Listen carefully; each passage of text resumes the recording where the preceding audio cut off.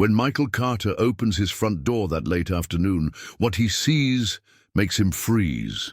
His eyes fill with tears before he can even understand why. Sitting in the middle of the living room, in his wheelchair, little Ethan is laughing, really laughing. Something that hadn't happened since the accident that took his mother, Emily, and left the boy paralyzed from the waist down. His laughter is light, pure, almost unbelievable. The one making it happen is a young woman in a simple uniform, doing funny voices and spinning the wheelchair in circles as if it were an adventure race. "Here comes the brave little lion in his spaceship," she says, pulling faces. Ethan claps slowly, but he claps. His eyes shine with life. Michael feels something he hasn't felt in 2 years. Hope. But the emotion is so strong that the keys slip from his hand and the noise breaks the spell. Ethan's laughter dies instantly. He shrinks into the chair, startled, turning back into the withdrawn boy Michael knows. The woman stands up quickly, unsure what to say. Michael glares at the stranger. "Who are you? What are you doing with my son?" "Hi, I'm Sophie Evans. I just started today. Didn't the agency let you know?" Her voice is calm, almost embarrassed. Michael doesn't know what to think. Every part of him wants to protect his child. But for a second, he saw something he thought was impossible. His son, happy. And that changes everything. Because maybe, just maybe, Sophie wasn't just a caregiver. Maybe she was the beginning of a miracle. Michael didn't go to work that day. He couldn't. He'd spent the night replaying what he'd seen. His son laughing. Really laughing. The image was as powerful as it was unsettling. Did it really happen? Or did his mind want to believe, just for a moment, that things could go back to how they were? Morning came grey, the Ohio sky covered in low clouds. From upstairs, Michael watched the new caregiver in the backyard. Sophie wore gardening gloves and hummed a children's tune while she swept up dry leaves. Ethan sat on the porch, wrapped in a blue blanket, just watching. Quiet, yes, but alert. "Did you know flowers gossip with each other?" Sophie said in a theatrical voice, not looking directly at the boy. "This rose here, wow, she's dramatic, always complaining about the sun. Oh, it's so hot. Oh, I'm so thirsty. But the little daisy, she's shy. She speaks softly, almost whispering, 'Hi, Sophie, how are you?' She acted out the voices perfectly." Ethan didn't say anything, but his eyes were alive. From upstairs, Michael felt a stab in his chest. It was almost unbearable to see his son respond like that to a stranger. When was the last time he tried anything like this? When did he give up on making his son smile? Maybe the day of the funeral.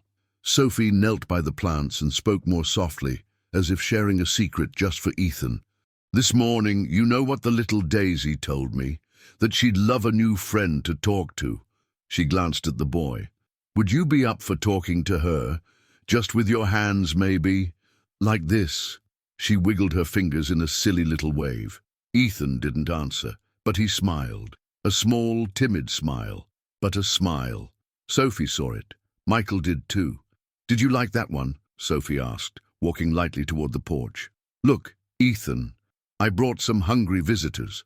She lifted a tray of sandwiches cut into butterfly shapes, each with lettuce wings and cherry antennas. Michael hurried downstairs without thinking. He opened the door just as Sophie was saying, "These little butterflies are starving for kindness. They said they only eat for gentle children." Ethan looked at the tray with curiosity. Sophie went on, "But they have one rule. They only eat when the prince of the castle takes the first bite." Ethan hesitated.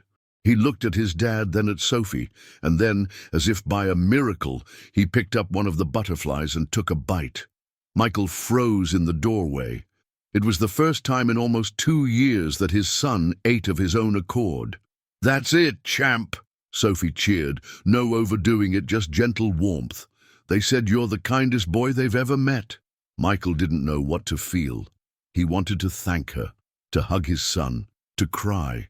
But all he managed was, "You said you started today?" Sophie turned. "Yes, Mr. Carter. I'm Sophie Evans. I work with the Help Care Agency. They came by last week, but I guess they forgot to let you know." Michael nodded, still dazed. Ethan went back to biting the sandwich. His eyes, my God, his eyes were shining. "And you made him laugh?" "Yesterday?" he asked, his voice almost breaking. Sophie hesitated. "Yes, but it wasn't me. It was him. He just needed some space to play a little. Kids are like that." Michael looked at Ethan. The boy was now running his finger through the sandwich filling, making shapes on the bread. It was almost nothing, and yet it was everything. "He's very fragile," Michael said as a warning. "Just, please be careful." Sophie looked at Ethan with quiet tenderness. Then she met Michael's eyes. There was steadiness there. "Mr. Carter, he doesn't seem fragile to me. He just seems very alone. Day." And then she went back to playing with Ethan, as if nothing had happened, as if the pain in that house wasn't an unscalable wall, but something that could be worked around with imagination, kindness, and courage. And for the first time in a long while, Michael wasn't sure he wanted her to stop. 2 days later, Michael finds himself doing something he hasn't done in a long time, staying home just to watch his son. He pretends to work on his laptop, but his eyes are always on the yard, where Sophie and Ethan share a world all their own.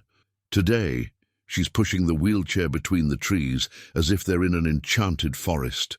"Sir Ethan, watch out! The shadow dragon hid its babies under the magic fountain," she cries, holding a toy sword and wearing a makeshift cape made from a bedsheet. Ethan holds a shield made from a pot lid. He doesn't speak, but he moves his arms, points, and lets out soft little giggles. Michael watches from a distance, torn between fascination and an ache in his chest. It's like watching a son he thought he'd lost forever. That night, he opens an old memory box. Inside, there's a photo of Emily pushing Ethan on a park swing, both of them laughing. Michael sits on the floor, leaning against the bed. The house feels heavy with silence. "If I'd driven slower, if I hadn't insisted you come with me that night," he whispers, staring at the photo, "you'd still be here." A soft clap echoes through the house. Michael gets up and goes to the living room. Ethan is clapping his hands. Sophie is dancing around the chair to a children's song on her phone. "Come on, Prince, you move your arms and I'll do the steps," she says, twirling gracefully. Ethan swings his arms to the beat. It's a small thing, but it's life. It's movement. It's will. Michael stands in the doorway, frozen. He wants to go in, to join them, but he's afraid. Afraid his presence will break the spell. Afraid to remember that no matter how brightly Sophie shines, she isn't Emily. At snack time, Sophie returns with a plate of fruit cut into stars and moons. "Today, astronauts dine in space. Shall we try the lunar banana?" she says, holding out a slice. Ethan takes a melon star and brings it to his mouth. Michael fights back tears once more. Ethan is eating, with pleasure, by choice, with Sophie. "Mr. Carter?" she asks, noticing him watching. "You can call me Michael." Sophie smiles. "Okay, Michael. Ethan, he's incredible. He's just trapped in a silence that wasn't his fault." Michael takes a breath. "And you're doing something no one else could." "I'm not magic. I just see him as a child, not as walking trauma." He smiles awkwardly. "Maybe that's what all of us need here." When she leaves, she crouches to Ethan's level. "Tomorrow we'll continue the dragon mission, but only if you promise to rest today, okay?" Ethan doesn't answer, but he makes a clear gesture with his head. Yes. Watching from the window, Michael feels his heart grow lighter. For the first time in 2 years, he believes things might get better. But as he watches Sophie walk away, he doesn't notice a figure upstairs, peering from behind the curtains. Someone who saw the light in Ethan's eyes. Someone who didn't like what they saw. It was Sophie's 7th day at the Carter's house, 1 week that felt like it had reopened windows, long sealed shut. Michael woke earlier than usual. He went downstairs quietly and found Ethan still asleep, curled up on the couch with his favorite stuffed animal, the only one he'd kept from before the accident. The peace on his son's face was fragile as glass. At 10 a.m. the doorbell rang. Michael went to answer it, expecting a delivery. From the hallway, Sophie heard muffled voices, Michael's tone shifting from surprise to something more confused. "Ethan," he said as he walked slowly into the living room, "there's someone very special here to see you." Sophie turned on the couch, curious, but nothing could have prepared her for what she saw. When the woman stepped into the room, time seemed to freeze. She was identical to the photos in the frames around the house. The same wavy blonde hair, the same height, the same way of smiling, even the same style of clothes. Emily's face, but it wasn't Emily. It was like watching a ghost cross the room, smiling as if she didn't know her presence was a knife to the heart of everyone there. "Hi, my little angel," the woman said in a sweet voice. Too sweet. Ethan's eyes flew wide. Then he screamed. A strangled sound, full of panic. He began shaking violently in his chair, his body curling in on itself as if to shield from something invisible. Sophie rushed to him on instinct. Michael froze in the middle of the room, stunned. "Ethan, son, it's okay," he said, kneeling beside the boy. The woman approached carefully. "It's me, honey. Aunt Veronica. Remember me." But Ethan didn't remember, or he did, and that's why he was terrified. He was crying now, eyes locked on her as if he were seeing a monster with his mother's face. Sophie stepped back slowly, trying to make sense of it. Michael took a breath and, his voice unsteady, tried to explain, "Sophie, this is Veronica, Emily's twin sister." Veronica smiled and offered her hand to Sophie. "Nice to meet you. I hope you're taking good care of our family." "Our family." The words landed wrong. They sounded more like a warning than a greeting. Sophie answered politely, "I'm doing my best. Ethan is a very special boy. Michael told me you've been very affectionate with him," Veronica said, her eyes a shade too intent. Something about the way she spoke made Sophie uneasy, as if her presence were a threat, not to Veronica, but to Veronica's plans. Michael tried to calm Ethan, but the boy refused to look at Veronica. He'd slipped back into the panic of the first months after the accident. The boy who laughed at little butterflies now shook, eyes wide with terror. Veronica moved around the room like she already knew it. She ran her fingers over the furniture, the picture frames. "It's good to be back. I needed time. After losing Emily, I went away for a while, Europe, alone." Sophie glanced discreetly at Michael. He seemed to believe her, but something was wrong, very wrong. Veronica stepped close to Ethan again and crouched to his level. "Aren't you going to give me a hug, my little angel?" Ethan let out a sound of pure distress and curled up like a wounded animal. Nervous, Michael stepped in. "He's still very sensitive. The trauma, you know." "Of course, I understand. But now I'm family, Michael, the person most like his mother in the world. If anyone can help him, it's me." Sophie heard the sentence behind the sentence. Veronica wasn't there for love. She was staking a claim. Later, with Michael out by the car bringing in Veronica's luggage, Veronica drifted over to Sophie as if nothing had happened. The smile vanished. "Just so we're clear," she whispered, without looking directly at her. "You're the employee. I'm family. Remember your place." Sophie stayed quiet. But inside she knew whatever this was, it wasn't just jealousy or rivalry. It was something far more dangerous. And Ethan was in danger. That night, Ethan wet the bed again. Michael found him crying in the dark, whispering, "Mommy, Mommy." But he wasn't calling for Emily. He was afraid of the woman who had his mother's face, but not her heart. The days that followed seemed to pull a fog of silence over the Carters' home. Ethan had retreated into his shell again. The laughter, the gestures, the spontaneous movements, everything vanished, as if it had never happened. The wheelchair was a prison once more, and the light in his eyes a distant memory. Sophie noticed the change immediately. She tried to bring back the games, the stories, the butterflies and dragons. But now Ethan only watched her with fear. He didn't smile. He didn't respond. And most of all, he never looked in Veronica's direction. Ever.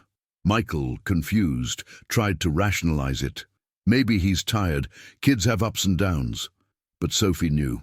What she saw in Ethan's eyes wasn't fatigue. It was panic. One overcast afternoon, carrying a basket of clean laundry down the hall, Sophie heard something coming from Ethan's room. Voices, low ones, hers, Veronica's. The tone, somewhere between blackmail and forced sweetness. She leaned against the door and went still. "You know, Ethan, Mommy got really scared that day, remember? Because you were crying loudly in the car. She turned around to try to calm you down." Sophie felt her blood run cold. "If you make noise again, if you cry loudly, Daddy might get so worried that he could get hurt too. And we don't want that to happen, do we?" What followed was the sound of Ethan quietly crying. "And also, if you tell anyone about our little talk, I'll be so sad, and I might have to go away. Then Daddy will be alone again, like when Mommy left. You don't want that, do you, my angel?" Sophie pulled back before she was seen. She went straight to the garden and knelt by the flower bed, trying to steady her breathing. She wanted to scream, but she knew she couldn't. Not here. Not yet.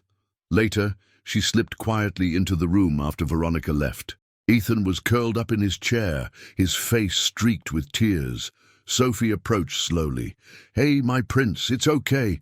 I'm here, okay?" Ethan shook his head, pointed to his mouth, then to the photo of his mother on the shelf.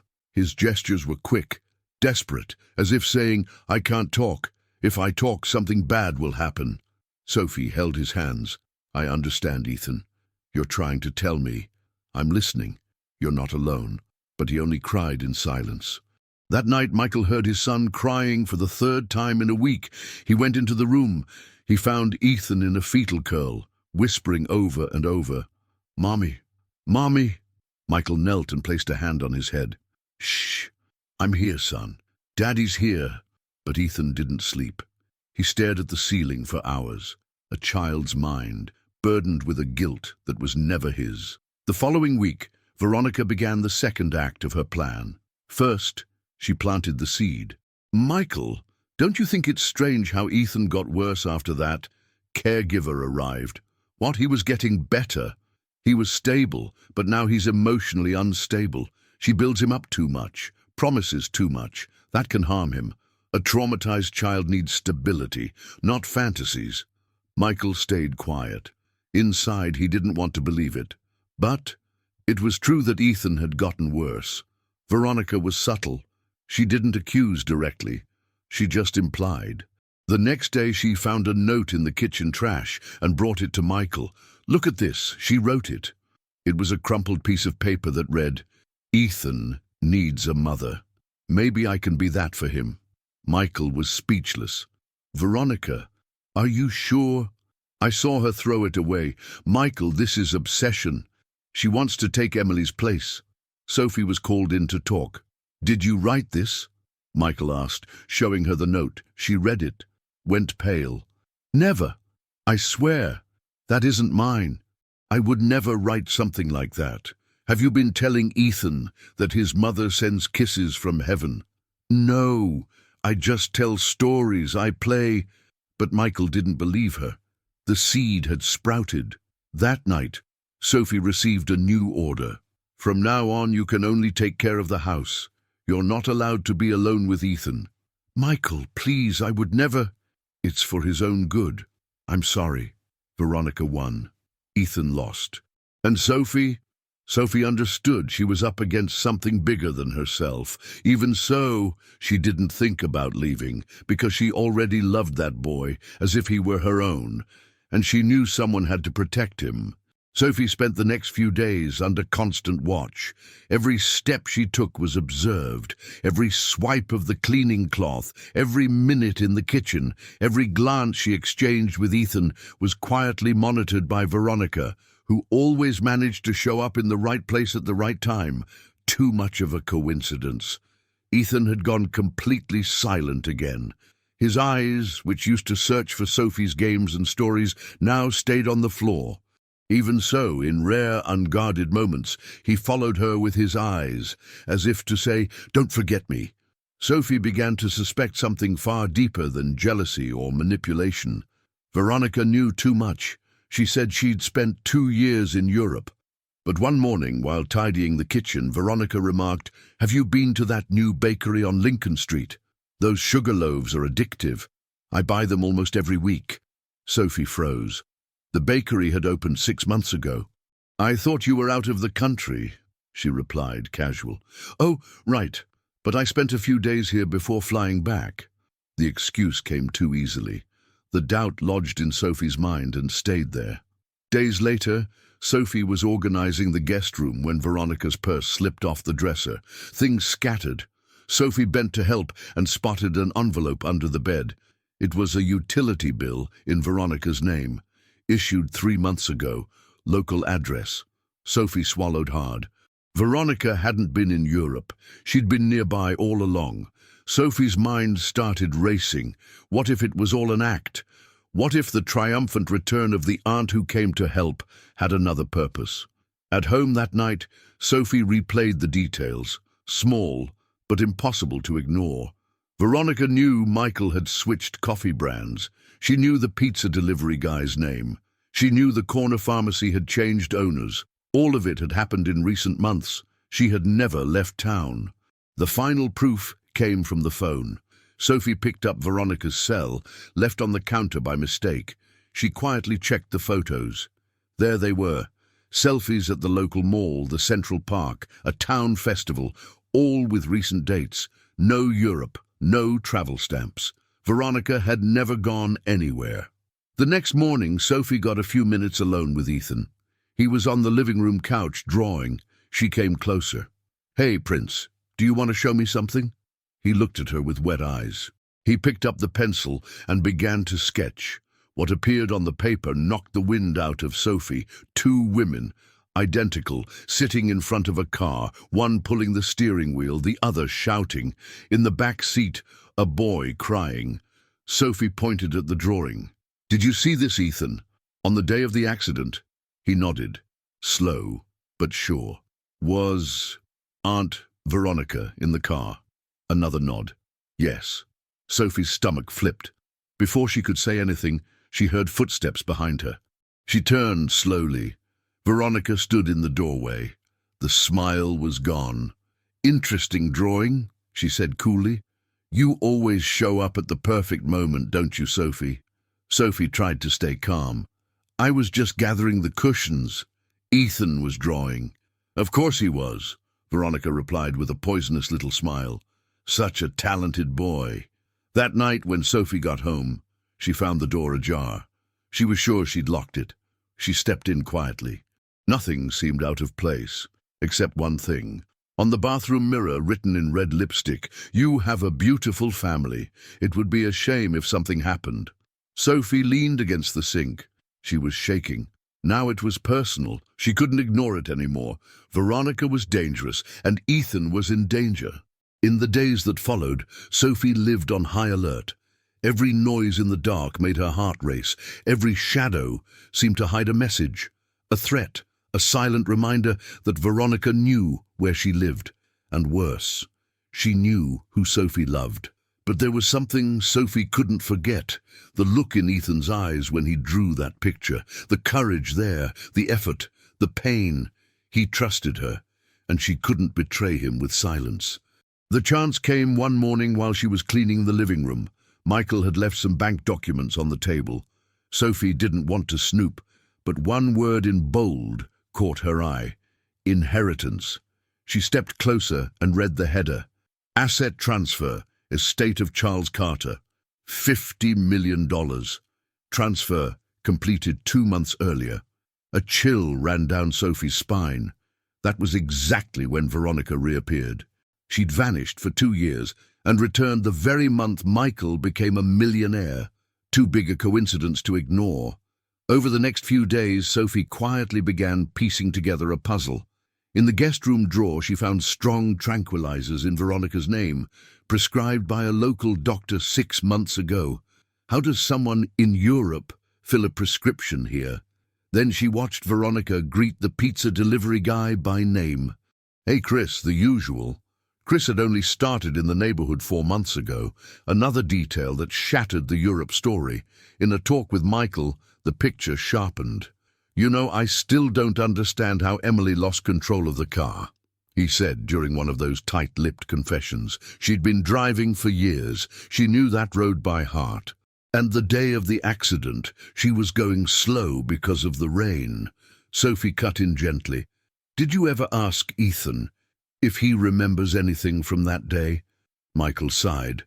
"He cried a lot at first, made strange gestures. Once he drew 2 people arguing. But the doctor said it was trauma, a child's imagination." Sophie didn't answer. She just nodded. Inside, the dread took shape. Ethan wasn't making it up. He had seen it. That afternoon, she found another moment alone with the boy. She brought paper and pencil, sat beside him. "Want to draw today, champ?" Ethan nodded. He picked up the pencil and drew the 2 identical women in the car again. One yanking the steering wheel, the car out of control, the boy in the back seat. This time, he added something new. A red arrow pointing to the one who pulled the wheel. Veronica. Sophie held the drawing with trembling hands.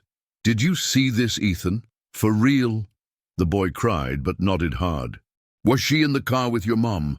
Another yes. Sophie hugged him, felt his small body shaking. "You were very brave." As she stood, she heard footsteps behind her. Veronica in the doorway, no smile, dark eyes. "What a pretty scene," she said. "You 2 are very close, aren't you?" Ethan shrank into himself. The fear returned in an instant, as if someone had switched off his light from the inside. Michael walked in seconds later. Veronica smiled and slipped back into her act. "We were just talking. Sophie has such a special way with him." Sophie understood. Veronica knew she was exposed. In the days that followed, everything got worse. Veronica started planting new doubts in Michael's mind. "Don't you think it's odd how attached Ethan is to her? That kind of emotional dependency, it isn't healthy. She's trying to be a replacement for Emily, Michael. Of course she won't admit it, but she already sees herself as part of the family." With Ethan, the blackmail got harsher. "Did you show Sophie any drawings? Because if she tells anyone, Daddy might get sick, like Mommy. Is that what you want?" With Sophie, the threats became direct. "You still have a living mother, don't you? And a brother too. Joan, right? Works at the gas station on the avenue. Such a busy place for someone so vulnerable." A shiver ran down Sophie's spine. She had never said where her mother lived. Veronica had looked into everything. That night, Sophie called home. "Mom, if a stranger shows up, don't open the door, okay? Don't even talk. Sweetheart, you're scaring me. Just trust me." She couldn't ignore it anymore, and she couldn't back down, because now she wasn't just fighting for Ethan. She was fighting for her own life. That afternoon, Michael went out to handle legal matters related to the inheritance. Veronica assured him she'd take care of everything at home. Ethan was asleep on the living room sofa, exhausted after emotionally heavy days. Sophie was washing dishes when Veronica walked into the kitchen wearing a smile that was far too sweet. "You seem tense, Sophie. How about some tea to calm your nerves?" Sophie hesitated. She wanted to refuse, but refusing would only draw attention. "Sure, thanks." Veronica prepared it calmly. She opened a drawer, took out a bottle of pills, the same sedatives Sophie had seen weeks earlier, and quietly dissolved some into the liquid. "Here you go, chamomile with honey. I always use it when I'm anxious," she said, handing over the mug. Sophie took a sip. The taste was off, bitter, metallic. She forced a smile. "Tastes a little different." "Oh, I used organic honey. The flavor is more full-bodied." Veronica watched her closely. Sophie faked a yawn. "I think I'm getting sleepy." Veronica smiled, wider. "Of course you are." She stepped away for a moment, satisfied. Sophie used the chance to pour the rest of the tea into a plant pot beside the table. She couldn't let Veronica's plan move forward, but she also couldn't let her know that she knew she needed time. Veronica returned, more relaxed now. Her voice shifted, cold, deliberate. You know, Sophie, you're smart, but you're meddling where you shouldn't. Sophie let her head tilt, pretending to weaken. I don't understand. Of course you do, Veronica whispered, coming closer. You've already figured it out. You just don't want to admit it. But the time has come. She paced the room like a stage actress delivering her final monologue. You want to know why I came back? Why I showed up now of all times? Because I waited. I waited for the right moment. I waited for the day when everything that belonged to my sister could become mine. Sophie's breathing grew tight, not from the tea, but from fear of what would come next. Veronica went on. I loved Michael before Emily. I met him first. She always stole everything from me, always, the attention, the love, the perfect life. And when she got pregnant, when everything started shining for her, I knew I couldn't take it anymore. Her voice shook with emotion, but not with regret. That night, it wasn't supposed to be like that. I just wanted to talk, to clear the air. But she snapped, said she'd tell Michael everything, said I was sick, said she never wanted me around again. Veronica lowered her voice, as if talking to herself. She pulled the wheel, she did. Not me. I only wanted her to listen. Sophie watched from the corner of her eye. There had to be a way out, a sign, a chance. Then a noise in the hallway, small footsteps. Ethan. The boy appeared in the doorway, still drowsy. He looked at Sophie, slumped in the chair, then at Veronica, and fear flooded his eyes. Good thing you woke up, Angel, Veronica said with fake sweetness. You'll get to say goodbye to your little friend. Ethan stepped back. Sophie met his eyes, just for a second, and in that second, the miracle happened. No! Ethan shouted. The sound split the air like thunder, his first real scream, clear, strong. Veronica stopped. She let the rope fall to the floor. Ethan! Don't hurt! He yelled again, voice shaking. She bad! Sophie stood up slowly, still pretending to be dizzy, but the moment had already turned. Bianca! No! Ethan tried to form sentences. She protect me! Michael burst through the door then, drawn by the shouting. He saw Sophie on her feet, Veronica frozen, Ethan trembling. What is going on here? Ethan pointed at Veronica. She in car! Mom, she pulled! Michael went cold. Well, what car? Ethan, what are you talking about? She pulled! Mom crashed! She did it! The boy was crying now, but the words kept coming, one by one. Veronica tried to regain control. Michael, he's confused. It's trauma. He doesn't know what he's saying. I do know! Ethan ran to his father and clutched his leg. She said I made Mom die. Michael went white. You said that to him? He asked, staring at Veronica. She hesitated. The mask cracked. Michael, you're not going to believe a traumatized child. Believe a child who hasn't spoken in 2 years, and now has the strength to shout this. He stepped closer. Did you kill my wife? Silence. Veronica looked at him, and for the first time, she couldn't pretend. She wanted to take everything from me, Michael. I just wanted a chance. I just wanted you. Michael recoiled, horrified. Sophie already had the phone in her hand, calling the police.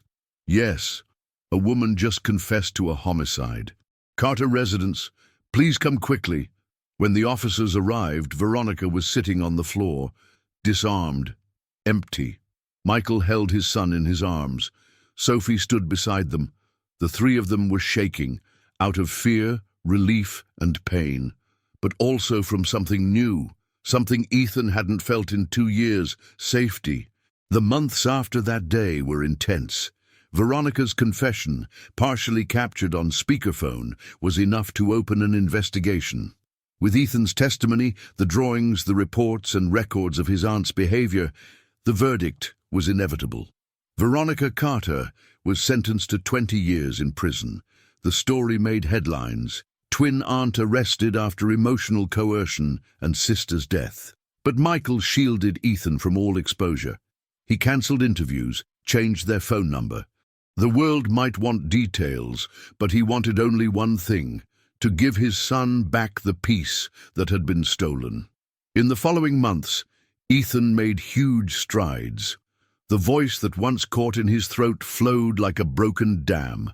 His sentences still came with pauses, but there was will, life, and feeling in them.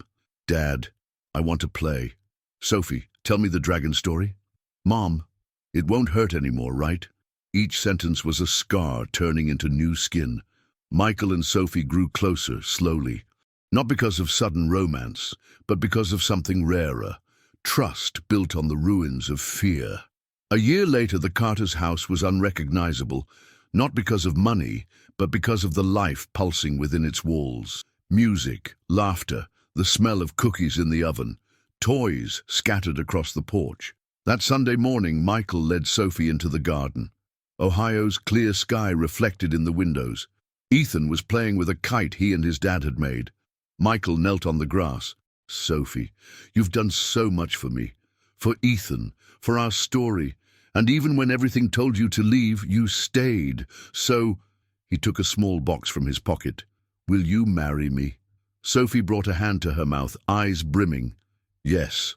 From across the yard, Ethan shouted, so now Sophie will be my real mom. Sophie walked over, knelt beside his chair. If you want that, Prince, I'd love to. I want it. And the three of them hugged right there with the smell of grass, the sun on their faces, and the past finally where it belonged, behind them. Later, they went to the cemetery. The second time Ethan had visited Emily's grave since the accident. Michael pushed the chair. Sophie walked beside them. Ethan placed a flower on the headstone and took a deep breath. Hi, Mom. I'm okay. We're okay. Sophie takes care of us. I think you'd like her. Michael squeezed Sophie's hand. And Aunt Veronica. She won't hurt anyone anymore. The silence there wasn't heavy. It was calm, respectful, a true goodbye. That night, Ethan asked to stay a little longer in the yard. Dad, is Mom happy in heaven? I'm sure she is, son. She's not mad that Sophie is my new mom. Michael looked at Sophie, and then with conviction, she just wants to see you happy. Ethan looked up at the sky with a smile. Thank you, Mom, for sending Sophie to us. Sophie cried quietly. Michael held her. Life wouldn't be perfect. There would still be hard nights, painful memories, adjustments, but now there was something they hadn't had before. A family that chose to stay together, not by blood, but by love.